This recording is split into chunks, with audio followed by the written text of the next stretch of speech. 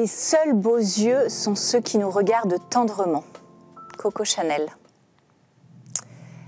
Alors évidemment, j'adore cette phrase. J'aime beaucoup, beaucoup, beaucoup cette phrase. Je pense qu'une des seules choses qui peut nous sauver, c'est la tendresse, que j'associerais à la délicatesse. J'en manque sûrement souvent de tendresse et de délicatesse, mais j'essaie d'être attentive à ça, avec ma famille, avec mes proches, avec un inconnu. Ça s'apprend. C'est ce qui m'a aussi permis de partir en Inde, la tendresse, un regard tendre en fait. J'étais tombée sur une photo d'un sage hindou qui avait des yeux tellement tendres que j'ai eu envie d'aller là où il avait vécu. Et pour moi, c'est un peu la révolution, la tendresse. C'est ce qui peut nous sauver. Et peut-être commencer par la tendresse sur soi, avec soi-même. Ça commence par là, je pense. Et pas se juger en permanence. Voilà.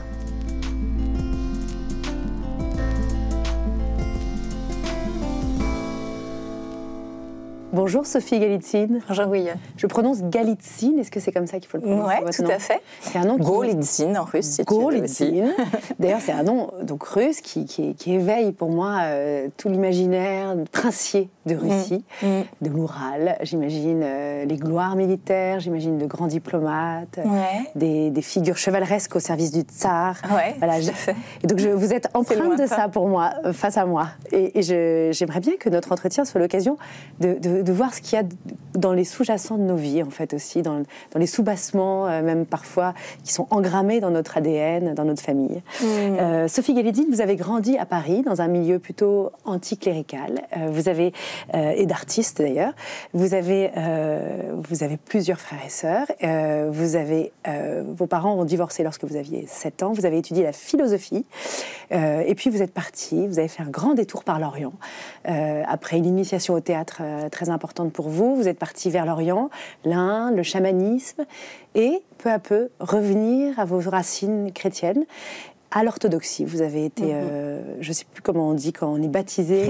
Chrismé à l'orthodoxie. Voilà, vous avez retrouvé une foi chrétienne au contact de l'Inde. Vous avez épousé un céramiste, un homme ancré dans la terre, qui travaille ce rapport à la terre, au réel. Vous avez eu 2 enfants avec lui. Vous êtes devenue thérapeute, Sophie Galitzine. Vous animez des ateliers auprès de ce que vous m'avez dit au téléphone, que c'était des personnes névrosées normales, comme vous et moi. Voilà, c'est ça. Pour les aider à travers la danse à renouer aussi avec une sorte de tendresse, de douceur avec eux-mêmes, un rapport au monde, une paix de leur âme. Et vos ateliers ne désemplissent pas. Et puis vous avez aussi toute une vie artistique qui va de pair avec cette initiation à la danse. Et artistique parce que vous êtes dramaturge, vous écrivez des pièces de théâtre, vous jouez dedans. Ce sont des pièces autobiographiques. Il y a une trilogie très très belle qui est encore en tournée en France, qui a commencé par Je danserai pour toi, Le fruit de nos entrailles et Faire corps. Et dernièrement, un livre, il y a 2 ans, publié aux éditions Artege, Entre tes mains. C'est une autobiographie où vous parlez surtout de votre itinéraire spirituel. Vous avez... Est-ce que j'ai fait des énormes erreurs? Non, c'est magnifique. C'est vrai, ça m'impressionne. J'essaie de résumer une vie très complexe et puis une vie en même temps qui cherche toujours quelque chose, qu'elle trouve par petites touches. Et donc je vais vous poser des questions maintenant assez rapides parce qu'il y a plein d'ellipses dans cette biographie. Est-ce que vous acceptez de vous prêter à un questionnaire un peu comme ça? Merci. Depuis votre conversion et votre baptême orthodoxe, Sophie Galitzine, comment votre regard sur votre enfance a-t-il changé? Alors, déjà, j'essaye de vraiment être pas dans le jugement, de suspendre mon jugement sur... je pense que j'ai grandi quand même, j'ai mûri, donc je suis plus trop dans le jugement de mes parents, de ce qu'ils ont fait, pas fait, mal fait, etc. J'essaye d'être... surtout depuis que je suis devenue maman, de ne pas juger mes parents. Voilà, je croyais peut-être que j'étais très heureuse enfant, dans une vie très rythmée, très riche matériellement. Et en fait, je crois que quand même, il me manquait quelque chose au niveau de ma vie intérieure et d'une nourriture qui demeure. Donc ça, j'ai un peu le voile des illusions qui est tombé par rapport à ça. Et en fait, j'ai pas mal souffert enfant. Au final, derrière une vie dorée, matérielle, bourgeoise, j'ai quand même des blessures. Voilà, ça a changé comme ça. Déjà, c'est pas mal comme réponse. C'est pas mal, très bonne réponse. Est-ce qu'il y a une gratitude vis-à-vis de ces souffrances? Ah, waouh. Peut-être au ciel, mais oui. Enfin, en tout cas, j'accueille le réel comme il est. Ça a fait la femme que je suis, épaisse, profonde aussi, qui arrive à se laisser rejoindre par les autres quand ils se confient à moi. Et je crois que j'ai pas peur d'avoir quelqu'un en face de moi qui porte du lourd ou qui souffre. Je crois que j'arrive à accueillir plus vaste, peut-être, la souffrance des autres, grâce à ce que j'ai vécu. Et alors justement, dans cette souffrance, il y a une étape douloureuse, c'est la perte de votre père. Vous avez 28 ans, donc c'est quand même un âge, vous avez quand même eu le temps de le connaître, mais à 28 ans, vous perdez votre père et ça correspond avec cette quête très profonde de vous-même spirituelle. Est-ce que vous diriez que ce père orthodoxe que vous avez eu, finalement, d'une certaine façon, il s'est réengrammé en vous par son âme, je ne sais pas, parce que pourquoi est-ce que ça correspond ? Ça correspond parce que j'étais tellement triste de ce départ que j'ai eu une quête spirituelle de chercher mon père, le père, et de vouloir un peu communier avec lui dans le ciel. Et c'est pour ça que je suis partie voir les chamans, après je suis partie en Inde. Donc il m'a ouvert un peu les portes du ciel grâce à sa mort, en fait, à son départ. Et oui, je pense que je me sens plus proche de lui aujourd'hui que quand il était sur Terre, quelque part. Il est toujours là. Et ce divorce d'enfant que vous traversez, c'est le cas aujourd'hui d'un enfant sur 2 en France. Est-ce que vous pourriez dire à quelles conditions vous pensez que ça vous a permis de devenir la femme que vous êtes ? Les bénéfices secondaires, vous voulez dire ? Vous me demandez de tout aimer là, de tout pardonner, tout aimer. Je ne sais pas si j'en suis là, mais c'est beau. Et j'aime bien cette possibilité, ça ouvre autre chose. Autonomie peut-être. Je peux comprendre mieux les mères célibataires, un peu le travail quand j'accompagne les femmes qui ont une fusion avec leur mère. Nous, on était en tête à tête avec nos mères. Une mère qui a fait le rôle du père aussi, c'est pas facile d'être à cheval entre les deux, masculin, féminin. Je vois l'importance de mon mari aujourd'hui avec nos enfants. C'est tellement bon d'avoir un tiers sur qui prendre appui. Et puis qui me sépare de mes enfants aussi, qui me décolle. Donc je vois tout ça que j'ai pas eu. Donc ça, à nouveau, ça m'élargit. Ouais. Et ça vous élargit et ça vous donne envie de soigner ce que vous avez la chance d'avoir. D'accompagner, en tout cas. Oui, de prendre soin de ce que j'ai. C'est vrai que je suis dans un mariage classique et un couple classique qui a envie, en tout cas, de durer, qui n'est pas forcément très à la mode, mais j'ai envie de durer avec mon mari jusqu'au ciel, Inch'Allah. Et en tout cas, j'ai cette soif de fidélité, du coup, c'est clair. Vous êtes devenu orthodoxe et je voudrais savoir pourquoi. Qu'est-ce qui vous semble encore très raide dans l'éducation catholique en France aujourd'hui ? Alors, je trouve qu'il y a plein de formes en fait d'éducation catholique, donc ça dépend un peu des églises et des écoles.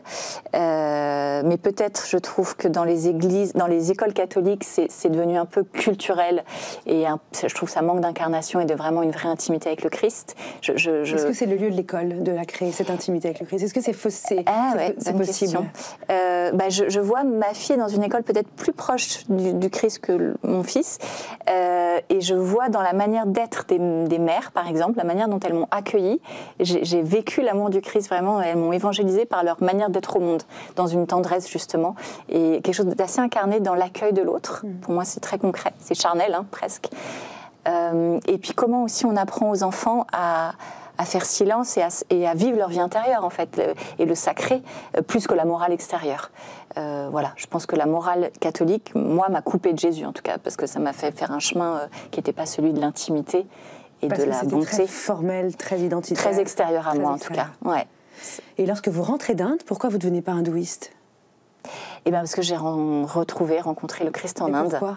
Je ne sais pas, parce qu'il est marrant, parce qu'il a beaucoup d'humour et qu'il savait qu'il n'avait aucune chance avec moi dans une église catholique à ce moment-là, parce que j'étais quand même très critique et très snob et très prétentieuse et très envie d'exotisme, voilà. Donc ça m'amusait beaucoup plus que ça passe par l'Orient. Et donc il y a un monsieur qui est venu, qui a voyagé en Inde, un Français, et qui m'a parlé du Christ en quelques minutes, et ça m'a foudroyé le cœur. C'est passé par lui, il ne le sait pas, ce monsieur, ce qu'il a fait dans mon cœur. Il voyageait avec une Bible, je dis souvent un slip, et voilà, très léger. Et il n'était pas du tout perché, il avait une famille, un métier, mais il m'a parlé de Jésus, j'ai l'impression que je rentrais chez moi, quoi.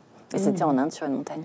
Alors justement, rentrer chez soi, ça c'est une expression que vous avez souvent dans vos cours de danse, d'art-thérapie.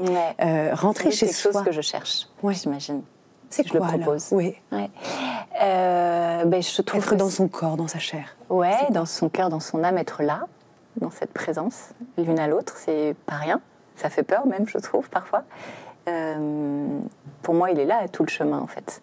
C'est d'être là, quoi. Donc c'est ça que je dis, c'est à quel moment je suis là, avec toi, là, ou à quel moment je quitte. Je suis dans ma tête, je suis dans ce que je vais faire tout à l'heure, mes enfants, le boulot, machin. C'est ça, rentrer chez soi, c'est être attentive au présent, délicate au présent, à ce qui se passe. Même si j'ai pas le temps, même si je pense à autre chose, comment je reste là. Et puis aussi, moi qui ai vécu des abus et qui ai vécu des traumas, et j'en ai beaucoup dans mes patients, on se construit après avec quelque chose qui a été sidéré, donc qui s'est coupé, corps-tête coupé, et donc une facilité à partir, à pas être là en fait. Et heureusement, ça nous sauve d'ailleurs de pas être là, à pas être dans son corps, dans la sensation. Donc on est tout le temps un peu en vigilance et en coupure. Donc tout le travail est de revenir en permanence. Et tu vois, dans le mot coupure, je trouve que ça fait froid, ça fait geler, ça fait congeler. Et le fait de revenir à quelque chose qui peut se déposer, qui peut se réchauffer, qui peut être là. Et je trouve que c'est tout un chemin, mais c'est toute la vie, ça, de revenir. De revenir. C'est un peu l'exil. Hein. Oui, c'est un peu l'exil intérieur. Ouais. Mais on va parler de tout ça ensemble. Venez avec moi dans le...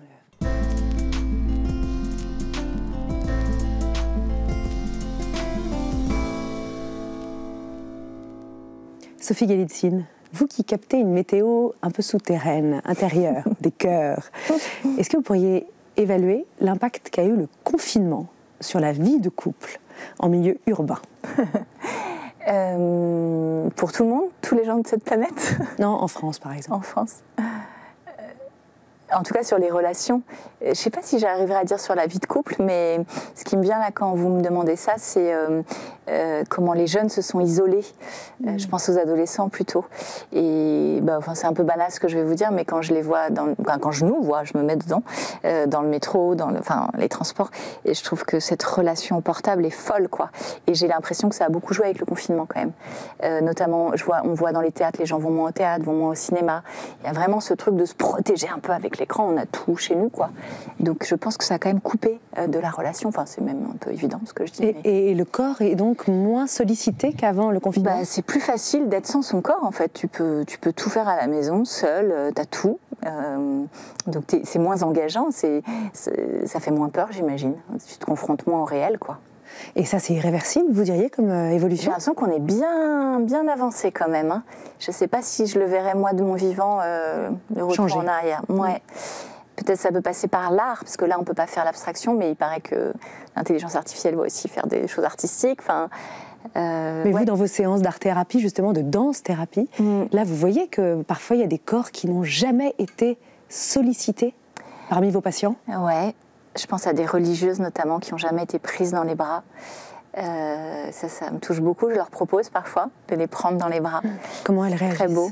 Et je pense à une qui était genre figée et puis qui s'est détendue au fur et à mesure et qui a fait en fait c'est bon quoi, merci, et qui en a redemandé d'ailleurs d'avoir un peu de chaleur comme ça de temps en temps dans un cadre sécure bien sûr, parce que c'est souvent des religieuses qui ont été abusées, donc évidemment le geste doit être très très délicat. Est-ce que ça pourrait remettre en question leur vocation d'avoir été prise dans les bras et de sentir que c'est doux, ou pas du tout? Vous diriez à mon avis c'est un ensemble de choses, mais sans doute pas que ça en tout cas, mais je pense que ça peut ouvrir le champ des possibles, oui, quand même, de dire il y a ça qui manque en tout cas dans ma vie religieuse, et comment je me l'amène en fait, comment je rééquilibre.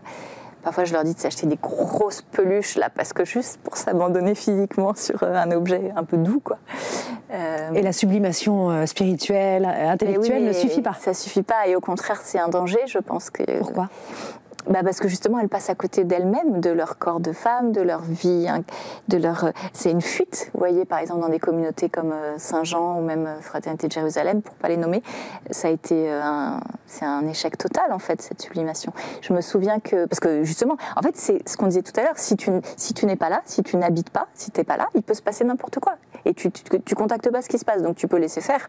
Soit tu abuses, soit tu es abusé. Il y a plein de manières d'abuser, hein. Je parle pas du tout d'abus sexuel, je parle juste d'être un peu empiété sur l'autre, sur son idée, sur sa pensée, de l'infantiliser, de le capter. Une emprise. Une emprise, enfin, ça peut être très subtil. Moi, il y a plein de moments, je pense, dans la journée où je suis à cet endroit-là. Il suffit que je rentre dans la chambre de mes enfants sans frapper, même s'ils ont 7 et 9 ans, quelque part, c'est une forme déjà de... Voilà, enfin, tout est relatif, mais tu vois, vous voyez, ça commence par là, pardon, je fais ma québécoise à nouveau. Mais vous diriez que le corps est comme une sorte de garantie que finalement... Enfin, garantie en fait qu'on trouve un équilibre dans la relation ajustée à l'autre. Le corps, si on apprend à le reconnaître, à le réhabiter, je vois par exemple, j'ai un livre que j'aime beaucoup qui est comme une Bible que je conseille beaucoup aux femmes que j'accompagne, Femmes qui courent avec les loups, et qui sont des contes un peu initiatiques sur le féminin et en lien avec la nature. Et elle nous dit, cette femme qui est d'Amérique du Sud, qui est psychanalyste, mais aussi femme très chaleureuse, je trouve, c'est pas du tout que dans la tête ce texte, ces contes. Elle dit comment on peut réapprendre à écouter avec ses 5 sens et à réutiliser l'intelligence de son corps, comme un animal en fait, à flairer. Est-ce que ça fait oui? Est-ce que ça fait non? Est-ce que j'ai envie? Est-ce que j'ai du désir? Est-ce que non, c'est un gros stop? De sentir, apprendre à sentir. Qu'est-ce que ça fait? Qu'est-ce que ça te fait vivre? Et je pense que du coup, c'est une bonne boussole, le corps, si on est à cet endroit-là. Mais on n'est pas toujours à cet endroit-là, parfois on est... Et dans notre vie moderne, où tout va si vite, et où on est très sollicité et assiégé très souvent par même le numérique, qui s'en fiche complètement de notre corps, pour le coup. Est-ce que vous diriez qu'on est finalement des individus presque devenus robotiques et menacés, vulnérables à l'emprise, beaucoup plus qu'avant? Beaucoup plus, complètement addicts. On est tous camés, c'est une catastrophe. Pour moi, on est une société de camés, et j'aime pas ce mot, c'est un peu vulgaire, mais on est tous sous emprise, c'est clair. Je pense que l'être humain a toujours été esclave et que son chemin d'initiation, c'est d'être libre, et c'est merveilleux, il a le choix, tout le temps, on a le choix en fait, toutes les secondes on a le choix d'être libre ou pas, de dire oui, de dire non, de quitter l'écran et de rencontrer, ou au contraire d'être... De poser un acte de liberté. Mais vous avez l'air d'avoir posé des actes de liberté qui ne sont pas violents ni formels. Il semble que vous avez une sorte d'autodiscipline quotidienne qui vous mette finalement à l'abri d'une forme d'emprise trop... Oui, enfin, je peux tout à fait scroller dans mon lit le soir et ne jamais lire le livre qui m'attend depuis une semaine. Alors, c'est bien dommage. Quelle est votre discipline? Mais quelle est ma discipline?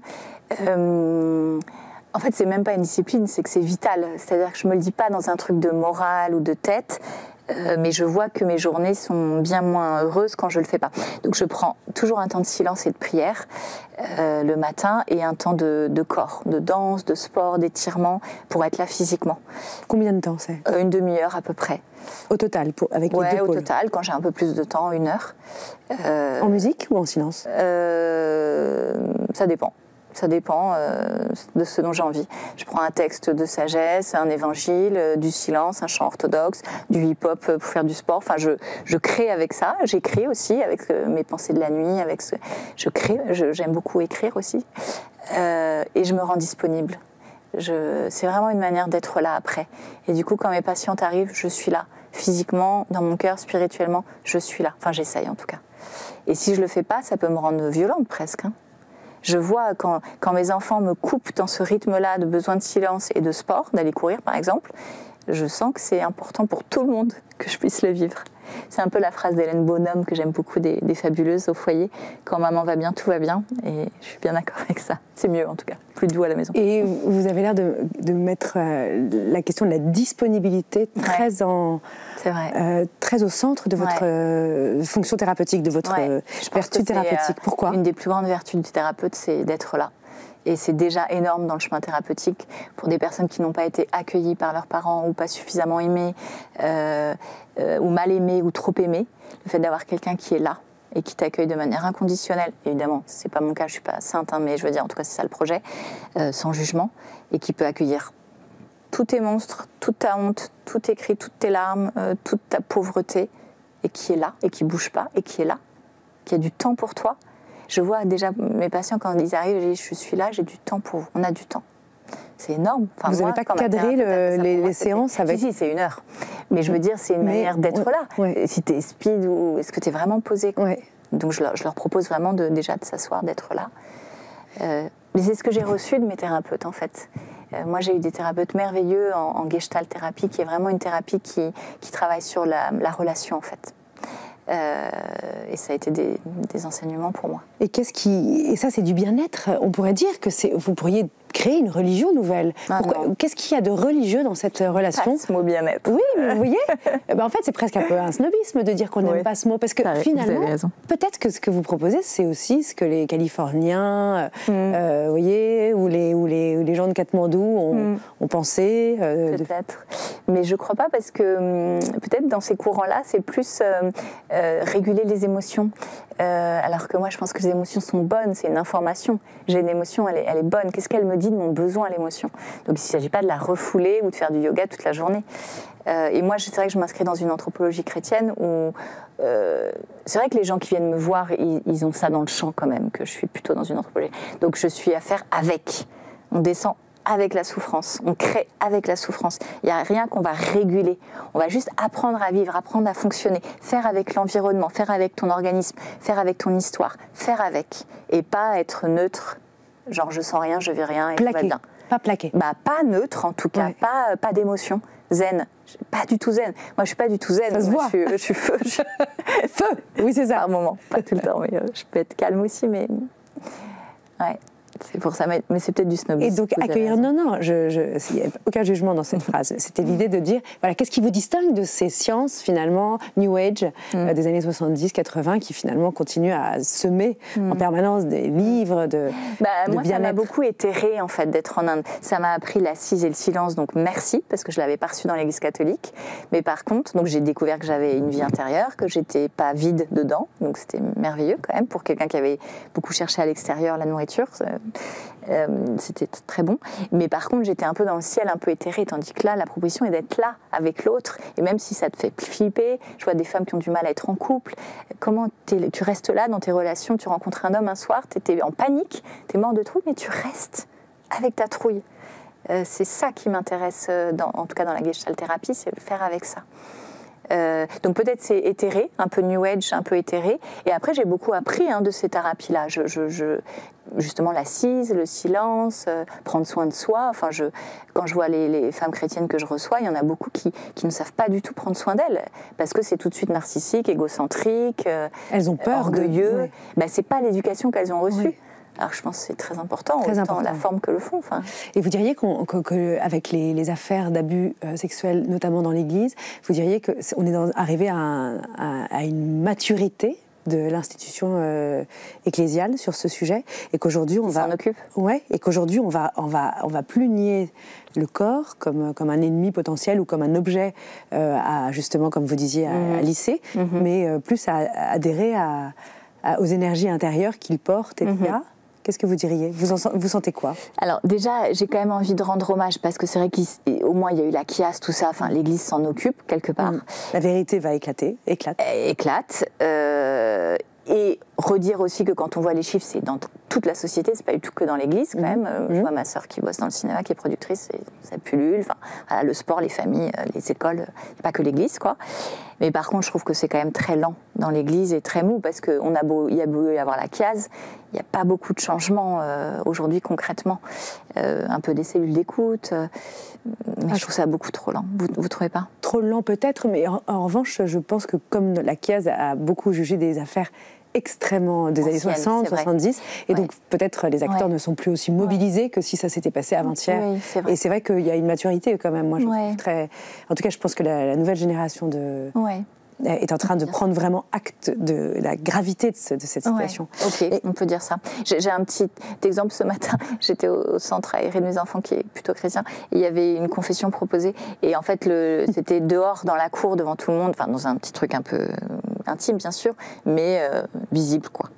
Et je me suis dit, ça c'est nouveau par exemple, donc c'est chouette. Oui, il n'y a pas le confessionnal qui vous soustrait au monde. Est-ce que vous diriez que la grande ambition finalement que vous avez pour vos patients, c'est aussi de les unifier? Il y a quelque chose de l'unicité de leur personnalité, corps, âme, esprit. En tout cas, la grande ambition que j'ai pour eux, déjà, ça pourrait me faire un peu peur, cette phrase, comme si j'avais la main mise sur eux et que j'étais volontaire. Déjà, c'est plutôt rejoindre l'autre dans son besoin, le suivre à son rythme et surtout le laisser très libre dans un cadre qui propose des choses, un peu sécure, bienveillant et quand même cadré, évidemment. Pour l'emmener quelque part, quand même. Qu'il accouche à lui-même, qu'il se révèle dans ce qu'il a de plus beau, dans l'enfant intérieur qu'il a en lui, dans l'enfant qu'il a été, blessé peut-être, mais qui se réconcilie avec sa créativité, avec son désir, avec sa liberté intérieure.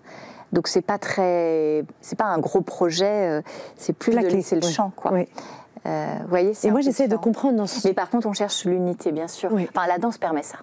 Alors, la danse permet ça. Pourquoi elle n'éclate pas la danse? Parce que la danse d'improvisation, comme je la pratique, au bout de 2 heures de danse ou 1 heure de danse, t'es plus la même qu'une heure avant. C'est-à-dire que toute ton énergie dans ta tête elle est descendue dans tes pieds, tu sens ton ventre, tu sens ton sexe, tu sens tes pieds, tu sens tes cuisses, t'es en paix, t'es plus dans hier ou demain, t'es là. Ça amène une présence, clairement. Et ça remet de l'énergie aussi. Des gens qui arrivent fatigués, déprimés, épuisés, vieux, le fait de se remettre en mouvement, ça réactive l'énergie de manière homéostasique. Enfin, le corps fait le job tout seul, il n'y a rien à faire. Juste tirer le fil du rythme. Ça te remet dans ton rythme intérieur, en fait, et de la terre, et de la musique, bien sûr, la pulsation. Donc ça remet tout au bon endroit. Et ça me fait un peu penser à quand j'ai eu la péridurale. Quand j'ai eu ma péridurale, j'ai pensé que j'étais détendue. En fait, je me suis dit, mais je suis jamais détendue. Parce que quand j'ai eu la péridurale, j'ai vécu vraiment l'abandon. Et bien, ça permet ça, la danse, je trouve. Et c'est une métamorphose, alors, de l'individu. À la fin de ces 2 heures avec vous sentez que... Pas que moi, mais cette pratique, ouais. Je trouve qu'il y a un avant et un après, et les gens le disent, et ça se voit sur leur visage. Et vous diriez que c'est presque une révolution silencieuse, cette histoire du corps à réhabiliter dans une époque où on nous virtualise un peu toutes nos relations. Oui, j'aime bien ces expressions, C'est comme une révolution un peu... En tout cas, il y a un retournement, oui, oui, tout à fait. Et comment vous élevez vos enfants avec cette vérité-là que vous percevez? Mal. Le cordonnier.